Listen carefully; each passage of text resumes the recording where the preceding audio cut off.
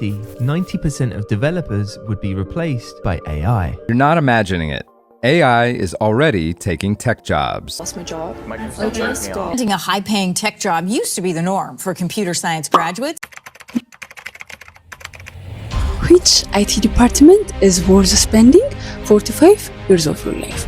And even learning IT is relevant since AI is going to replace us anyway?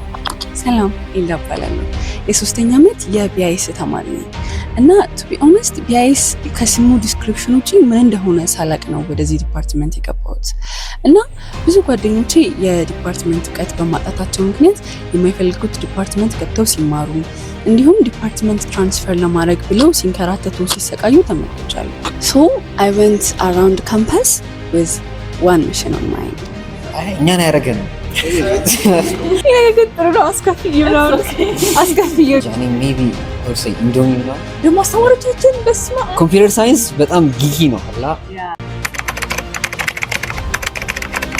በዚህ የቪዲዮ ሲሪስ አራቱን የተለያዩ አይቲ ዲፓርትመንቶች ማለትም ኢንፎርሜሽን ሲስተም ኮምፒውተር ሳይንስ ሶፍትዌር ኢንጂነሪንግ እንዲሁም ቢዝነስ አድሚኒስትሬሽን ኤንድ ኢንፎርሜሽን ሲስተም የተሰኙትን የአይቲ ዲፓርትመንቶች አጠናላችሁ ይሆናል ማለት ነው እና እነዚህ ዲፓርትመንቶች በአራት ነጥብ ደረጃ የምንሰጣቸው ይሆናል ስለዚህም at the end of the series ይህን ሲሪስ ከጨረሳችሁት በኋላ ከአራቱ ዲፓርትመንት ለእናንተ የቱ ነው የሚሆነው የቱ ዲፓርትመንት መግባት አለባችሁ ወይንስ አይቲ ዲፓርትመንት ከነጭራሹ መግባት የለባችሁ ነው የሚለው ወስናችሁ ትሄዳላችሁ ማለት ነው ስለዚህ ይህንን መስፈርት እንከፋፍላቸው መስፈርቶች የሚሆነው አንደኛው ብሬኪንግ ኢንትሪ ይህም ማለት የመግቢያ ነጥቡ ስንት ነው ስንት ፍሬሽማን ላይ ብታመጡ ወደዚህ ዲፓርትመንት መግባት ይችላላችሁ የሚለው ነው ሁለተኛው ደግሞ ዲፓርትመንት ውስጥ ከገባችሁ በኋላ ምን ያህል ጥናት ነው የሚያስፈልጋችሁ የምትማራቸው ኮርሶች ምን ናቸው እና የማትስ አለው ወይ ይሄ ዲፓርትመንት አይቲ ያለው ወይ የሚለው በደንብ እናያለን ማለት ነው በሶስተኛ ደረጃ ደግሞ የግቢ ህይወታችሁ እንዴት ነው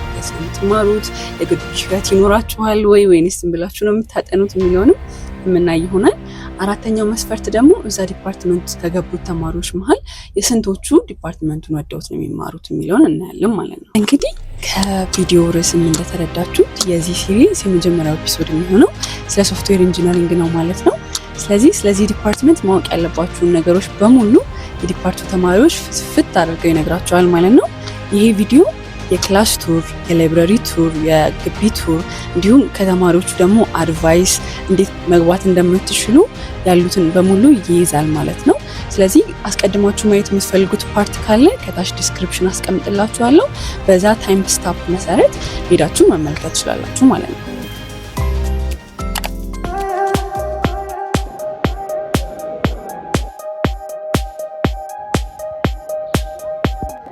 እስኪ ግቢውን ቱር ያደረግን እንዴት ወደ ሶፍትዌር ዲፓርትመንት መግባት እንደምትችሉ ነው የ5 ኪሎ ግቢ እንግዲህ በ6 ኪሎ ግቢና በ4 ኪሎ ግቢ መሃል ላይ ነው ያለው ፍሬሽ እዚህ ስለነበረ የተማርኩት I might be a bit biased because በጣም የምወደው ግቢ ነው እና ከ6 ኪሎ ቀጥሎ በጣም የሚያምረው ግቢ ይሄ ነው ብዬ አስባለሁ እንግዲህ እስካሁን እስከ 5 ካምፓሶች ሄጃለሁ እና የዶርምና የካፌው ግቢ ከክላስና ላይብራሪ ግቢ የተለያየ ነው ማለትም ከአስፓልት ወደዛ የዶርምና የካፌው ሲሆን ከአስፓልት ወደዚህ ደግሞ ያለው ለርኒንግ ክላሶች ናቸው ማለት ነው 5 ኪሎ እንግዲህ ተማሪ ከሆናችሁ የኢንጂነሪንግ ተማሪ ናችሁ ማለት ነው የኢንጂነሪንግ ሁሉም ዲፓርትመንቶች 5 ኪሎ ግቢ ውስጥ ነው የሚገኙት ስለዚህ there are a lot of labs ክላሶች እንዲሁም a lot of practice ክላሶች ማለት ነው ሶፍትዌር ግቢ ለመግባት እንግዲህ መጀመሪያ ፍሬሽማን ፈርስት ሴሚስተር ያላችሁ ፕሪ-ኢንጂነሪንግ የሚባል ዲፓርትመንት ውስጥ ነው የምትገቡት ፕሪ-ኢንጂነሪንግ ለመግባት 50% የማትሪክ ሪዛልታችሁ እንዲሁም 50% ደግሞ ፈርስት ሴሚስተር ጂፒያችሁ ነው የሚያዘው ከዛም ለፕሪ ኢንጂነሪንግ የተቀመጠውን ካት ኦፍ ፖይንት ካለፋችሁ ወደ ፕሪ ኢንጂነሪንግ ትገባላችሁ ማለት ነው ዩዥዋሊ ፕሪ ኢንጂነሪንግ መግባት ብዙም አይከብዳችሁም አፍተር ዳት እንግዲህ በእኛ ጊዜ ፕሪ ኢንጂነሪንግ ተማሪ ሆናችሁ አዲሽናል 2 ሴሚስተር ነው የምትማሩት ሁለቱን ሴሚስተሮች ኮመን ኮርስ የተማራችሁት ቆያላችሁ ማለት ነው ለኢንጂነሪንግ ብቻ የሚሰጡ ኮመን ኮርሶች አፕላይድ ማትስ 1 እና 2 ኢንጂነሪንግ ቲዮሪ ወይም ቲዲ ከዛ ደግሞ ኮምፒውተር ፕሮግራሚንግ ትማራላችሁ ከዛ በተጨማሪም አዲሽናል ኮመን ኮርሶች ከሌሎች ዲፓርትመንት ጋር ሼር የምታረጓቸው ላይክ እንግሊሽ ኢንክሉሲቭ ሲቪክስ እየተማራችሁ ትቆያላችሁ ማለት ነው after 3 semester you will choose what engineering department you want to get in ከዛም ይሄንን ለመምረጥ እንግዲህ 3 ሴሚስተር ስለሆነ የምትማሩት የሶስቱ ሴሚስተር ኢች ጂፒኤያቸው ከ30% ይያዝላችኋል። የቀረው 10% ደግሞ አሬንጅ ባደረጋችሁት አማውንት መሰረት ይሰጣችኋል ማለት ነው። እስኪ እንዴት እንደሚሰራ በኤግዛምፕል እንይ። ለምሳሌ ያህል ከ90% የጂፒኤ ሪኳየርመንት መሃል እኔ 80% ቢኖረኝና ዲፓርትመንቶቹን በዚህ መሰረት አሬንጅ ባደርጋቸው ፎር ሶፍትዌር 10 ማርክ ተጨምሮልኝ 90 ማርክ ይኖረኛል። ፎር ሜካኒካል 8 ማርክ ነው የሚጨመርልኝ፣ ስለዚህ 88 ይኖረኛል። ለሶስተኛው ለመረጥኩት 6 ማርክ ነው የሚጨመርልኝ፣ ስለዚህ 86 ይኖረኛል። ከዛ 84 82 ብለን መጨረሻ ላይ ለማደርገው ዲፓርትመንት ምንም አይነት አዲሽናል ማርክ አይጨመርልኝም ማለት ነው። ስለዚህ አሬንጅ የምታደርጉበት መሰረትም ኦርደርም ፋክተር ይኖረዋል። ከዛ በተጨማሪ ለሴቶች 5 ፖይንት ይጨመራል። አዲሽናሊ ለአካል ጉዳተኞች እንዲሁም ከማይኖሪቲ የሀገራችን ክፍል ለመጡትም አዲሽናል ማርክ የሚጨምርላቸው ይሆናል ማለት ነው አስ አፈርማቲቭ አክሽን። ሶ በዚህ ካልኩሌሽን መሰረት እንግዲህ እኔ ሶፍትዌር ለመግባት ያለኝ ፖይንት 90 ፖይንት ነው። ነገር ግን በእኛ ዘመን ሶፍትዌር ለመግባት ወንዶች 99.1 ሴቶች ደግሞ 97 ነበር ማምጣት የሚጠበቅባቸው። አሁን ደግሞ ጨምሮ ወንዶች 99.98 ሴቶች ደግሞ 98 or 97 ሳምቲንግ ነው ማምጣት የሚጠበቅባቸው ማለት ነው። ስለዚህ የሶፍትዌር ውጤቴ አያስገባኝም። ቀጣይ ወደ ሜካኒካል እንሄዳለን። ሶ ሜካኒካል ከቶፍ ፖይንቱን ካለፍኩኝ እገባለሁ፣ ካልገባው ደግሞ ፖይንት የተቀንሶ ወደ ታችኛው ወርዳለሁ ማለት ነው። ስለዚህ በመመርጥበት ጊዜ ግሬዳችሁን ኮንሲደር ማድረግ እንዳትረሱ። አይ ቲንክ ከኛ አመት ትንሽ ለየት በሚል ሁኔታ በዚህ አመት ያያያዙን መንገድ ቀይረውታል። እንዴት ነው ያደረጉት? ሰልፍ ስፖንሰር ተማሪዎች ስለበዙ የመጀመሪያው ሴሚስተር እና ሁለተኛ ሴሚስተር ውጤታችሁ ብቻ ነው የሚደመረው። ከዛም 50% ይዞ እንደቀድሞ ካልኩሌሽኑ ይሰራል ማለት ነው። ስለዚህ በሁለቱም መንገድ ውጤታችሁ በጣም ትልቅ ኢፌክት አለው ሶፍትዌር ለመግባት። ስለዚህ ሶፍትዌር ከመግባት በጣም ከባድ ከሆኑት ዲፓርትመንት መሃል አንደኛው ነው ማለት ነው። እኔና መስፍና 3ኛ አመት ሶፍትዌር ኢንጂነሪንግ ተማሪ ነው። እኔ ቀላሙ ልጌታ 3ኛ አመት ሶፍትዌር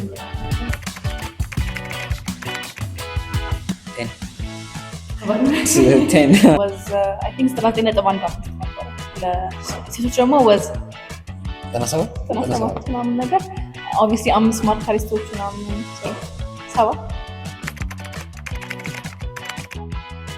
ያደረገናል በደንብ ነው የሚያደርገው፣ ግን ሁሉንም ሰው ያደርጋል። like 75% of software engineers are going to be unemployed። እንደ ድሮ በቃ እኔ መርን ስታክ ዴቨሎፐር ነኝ ምናምን ብቻ ብሎ የሆነ ቁጭ ብሎ ስራ ማግኘት ምናምን የሚቀር ይመስለኛል። because of AI በጣም ሁሉም ነገር ላይ እጁ ያለ ሰው is not going to be replaced። ግን አንድ ነገር ላይ ስፔሻላይዜሽን ምናምን ብለው የሚሰሩ ሰዎች ይደረጋሉ ብዬ አስባለሁ።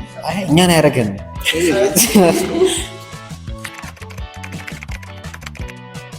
wish I had more information about it ሁሉም ነገር ምናምን በደንብ አውቄ ብገባ ደስ ይለኝ ነበር። because ከገባ በኋላ ያየሁት ብዙ ተማሪዎች ያውቃሉ ከድሮ ጀምሮ ነው የሚሰሩት ምናምን እና I wish እኔ ከድሮ ጀምሮ ብሰራ።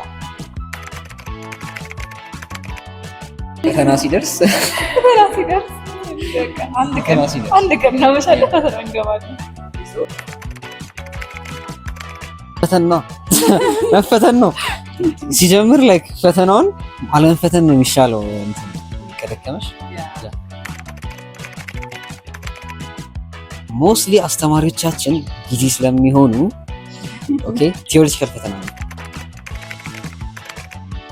ይሁን እንትን ነበር። እኔ የገባበት ግሩፕ ላስት ይር ምንም በቃ ማንንም አይሰራ ነው ነበር የሚሰራ ማንንም አይሰራም። እና የሆነ ጊዜ በቃ እሺ ልስራው ምናምን አስከፊ ልስራውና ይሄ ገጥሩ ነው አስከፊዬ ልስራውና እንትን እኛ ነበር የሰራው ሁለታችን። ግን አይ በቃ አስከፊዬ ነው አልኳቸውና ላኩልኝ ብር አልኳቸው። በዚህ ገሰራው አይደለም ላኩልኝ አልኳቸው። ለመቶ ብር ላኩ የተወሰኑ ሰዎች። ከዛ አንደኛው ላኩልኝ ስራ እምቢ አለ። ከዛ አይ በቃ እሺ የራሳችሁ ጉዳይ ምናምን ይወጣቻለሁ ምናምን አልኳቸው። ይራሰራል አልኳቸው። ከዛ እነሱ ወዲያውኑ እንደወጣ መስራት ጀመሩ። ግሩፕ ቻት መስራት ጀመረ። ግን በቃ ቪለኑ ምለው አልከፍለውም ያለ ልጅ ያናደረኝ። ያ ሁሉ ስንት አሳይመንት ኬሪ አድርጊያቸው የመጨረሻው 200 ብር ክፈሉ ሲባሉ እሷ አናደረኝ ነበር። I think it's the same thing። ግን your science is supposed to be ትንሽ mathematically የሆነ በጣም ዲፕ ይገባል ምናምን theory heavy ነው ያ።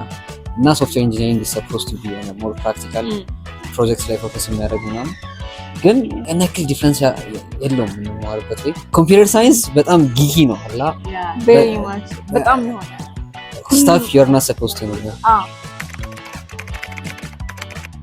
በቃ እንጀራ ነው because ከልጅነት ጀምረሽ ከበላሽው ትለምጃለሽ ይሆናል ግን አረ በጣም አድርገሽ ነው ከቀመሽው ይመራል ይቆመጥሻል ጃኒ ሜቢ I would say ኢንዶሚ ምናምን በጣም ፋስት ነው በቃ like you know ራዲካል ነው በጣም ዲፓርትመንት ወርስ ግሬድ ሳይሆን ጥሩ ነው ያመጣው ግን በጣም ትራውማቲክ ብዬ ማሰው was DSC functional algorithm it was horrible ምክንያቱም በC++ ነበር C++ ተምረን የማናውቀው በዛ ላይ we had to learn OOP በC++ ምናምን እና በቃ ለኔ was traumatizing ሁሌ ላብ ስገባ ካሁን በቃ ኮይስ ሰጠን እያልኩ እየፈራው ነበር የምገባው it was very traumatizing ግን አሁን when I look back at it አሁን ተመልሼ ሳየው በፓይተን an easier language ሳየው it's actually easy እየገባሽ ነው የምትማረው ያ ግን ሳይገባኝ ያለፍኩት እንዴት እንደዚህ ነው በእግዚአብሔር ቸርነት ያመጣሁት እንጂ the most traumatizing ያልገባ ተማሪዎቻችን was ደግሞ አስተማሪዎቻችን በስማ horrible ነበር አንድ ቀን ይገቡና የሆነ ሳይድ ከፍቶ የሚነግሩሽ ነገር ማአት ክፍት next ይነበብልሻል ነው እንዴ የሆነ ቀን እስከ አንድ ሰዓት የተማርነው እስከ አንድ ሰዓት የተማርነው ማታ ከእንትኖች ጋር ያስተማረን ከኤክሲስ ተማሪዎች ጋር ያስተማረን here and there አንዳንዶቹ የሚያስባሉ genuinely care አድርገው እነዚህ ተማሪዎች ገብቷቸዋል ወይ ይሄ ትምህርት ሚስቶች አሉ ስሙን honorable mention ዮሴፍ ሸራ ዮሴፍ ሸራ honorable mention አሪፍ አስተማሪ በቃ እንደ አባት ይሄን ራሱ ብሎናል the best teacher honestly አንድ አመት ሰዎች ደግሞ አሉ ስፒከር ግን አንድ አናሳዎች ላይ በጣም ኬር የሚያደርጉልሽ አሉ ኬር የሚያደርጉም አሉ ማክሲሞ ክላስ የለንም ሮብ ግማሽ ቀን አለ ሐሙስ ግማሽ ቀን ሐሙስ ግማሽ ቀን እሺ አርብ ሙሉ ቀን አለ ያ you should see ሜካኒካሎች ከሰኞ እስከ ኦልሞስት ቅዳሜ ላይ ይማራሉ ዌብ ነበረ ዌብ ፕሮጀክት ነበረን በሪያክት ስሩ ብሎን ከዛ ብሬካችን ላይ ነው ኦንላይን ነው ምናምን አለ ኢማጂን ብሬክሽ ላይ ከዛ እሺ ብለን ምናምን እኔና ሳሮን አንድ ጓደኛዬ ነበር የሚሰራው እና እነሱ አግዘው ነበር ከዛ በጀምረ ቀን አቀረብን ተሰውየው በጣም ተወነበት ነበር ቢካዝ ማአት ሰው ያቀረበ ነበር በቃ አንተ ቄጤክሽ በቃ እሱን ካልመለስሽ ውጪ ነው የሚልሽ በቃ ከቻቱ ማን ከሚቲንግ ጠየቀኝ ኦንላይን ጠየቀኝ ከዛ መለስኩለት ነገር ከዛ ግን የሆነ በሳይል መመለስኩት በቃ ፍጡልኝ አለ ማለት ነው ከዛ ምን ላድርግ በቃ እሺ ምናምን ብዬ ተው መልሼ ጠይቀው እንዲህ ጠይቀው በቃ እንደገና እናቅርብ አልኩት እሺ አለ እኛ ያቀረብን እኛው ማሪፍ አልነበረም አለ ተውት አለ ሶስተኛ ጊዜ ጠየቅ ነው እሺ ምናምን አለ that was good ሳሮን ነበር ያቀረበችው በጣም አሪፍ ነበረ ሳነበረ በቃ 50 መጣ ነው ብዬ በጣም አሪፍ አድርጋ ያቀረበችው በጣም አሪፍ ሆነ ታዲያ እነሱም ነበረቻው አሪፍ ነበራቸው በጣም አሪፍ ነበር መለሰችለት ሁሉም ነገር ቴንኪው በጣም ጋይስ አሪፍ ነበር ብሎ ምናምን ዲፍቃ 50 አሪፍ በቃ ረዘጋ ምናምን ብዬ ከዛ ውጤት ሲወጣ 30 ከ50 ነው የሰጠነ 30 ከ50 45 ያመጣው እንደዛም ተሰጥቷል ግን ሌላ ሰው ያስቀረባቸው ለሌላ ሰው ያስቀረበን ግን ቢሆንም 30 like so mean ሶስት ያቅርበ ምን ብለን ምናምን ተዘጋጅተንበት ፊት ሳላሪ maybe 80,000 እስከ 120,000 አዘብቅ ማለት ያ not ቀረ ውጭ ሀገር ዶላር ነው ዶላር